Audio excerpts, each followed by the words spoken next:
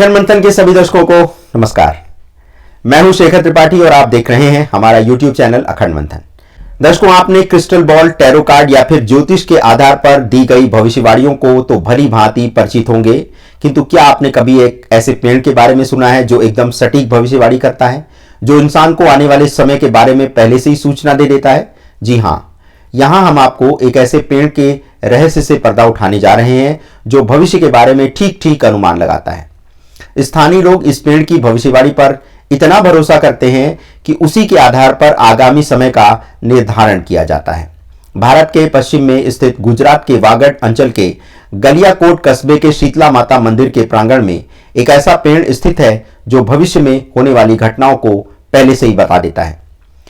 कभी वागड की राजधानी रहे डूंगरपुर जिले में बहने वाली माही नदी के किनारे पर स्थित शीतला माता का प्राचीन मंदिर सदियों से स्थानीय लोगों के लिए श्रद्धा का केंद्र बना हुआ है। वागड वासियों के लिए यह मंदिर किसी तीर्थ स्थान से कम नहीं है। यह मंदिर अपने आप में बेहद अनूठा और रहस्यमय है। शायद ये एकमात्र ऐसा हिंदू धर्म स्थल है जिसकी छत नहीं है। इस मंदिर के प्रांगण में स्थित एक ऐसा अद्भुत पेड़ है जो भविष्य की कहानी कहता है। इस पेड़ को देखकर यहाँ के पंडित ये अनुमान लगाते हैं कि आने वाला मौसम सूखा रहेगा, अकाल लेकर आएगा या फिर चारों ओर खुशहाली आएगी।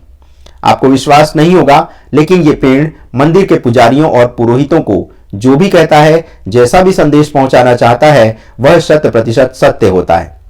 शीतला माता मंदिर में स्थित मां शीतला की मुख्य मूर्ति के ठीक पीछे पेड़ के लिए एक अलग विशिष्ट स्थान है, जहां प्रतिवर्ष बारिश के मौसम में एक छोटा सा पौधा दिखाई देता है। स्थानीय भाषा में इस पौधे को हुरण कहा जाता है। प्रतिवर्ष आषाढ़ के मौसम में यहां अपने आप एक पौधा उग जाता है। जिस गति से यह पौधा बढ़ता है वह भविष्य में होने वाली वर्षा का संकेत देता है। भविष्यवाणी करने वाला यह पेड़ गांव के लोगों के लिए बेहद उपयोगी है, किंतु अफसोस इसकी उम्र कुछ ज्यादा नहीं होती। आषाढ़ में यह पौधा जड़ बनाने लगता है और दशहरे पर पूरी तरह लुप्त हो जाता है।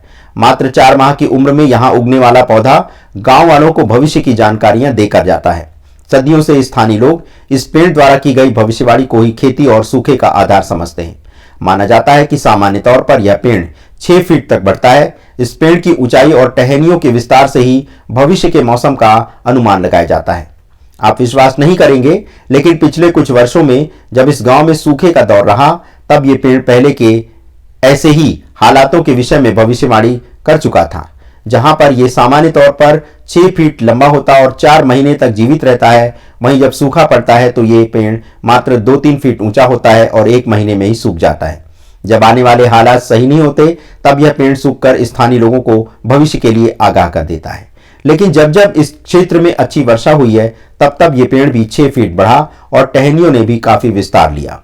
सामान्य व्यक्ति से लेकर गांव के किसान तक इस मंदिर में उगने वाले पेड़ को देखने आते हैं, ताकि भविष्य में मौसम कैसा रहेगा इस बात के लिए आश्वस्त हो सके।